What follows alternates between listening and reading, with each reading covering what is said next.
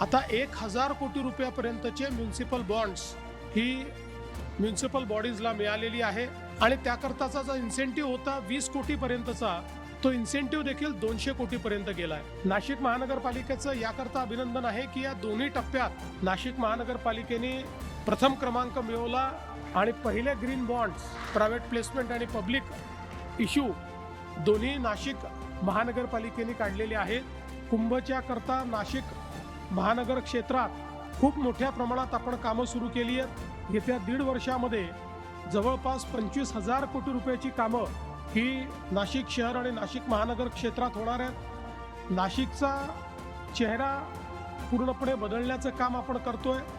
कुंभाकरता येणाऱ्या कोट्यवधी भाविकांकरता या व्यवस्था तर महत्त्वाच्या असतीलच, पण या व्यवस्थांमुळे नाशिक महानगर हे विकसित महानगरांच्या श्रेणीमध्ये जाईल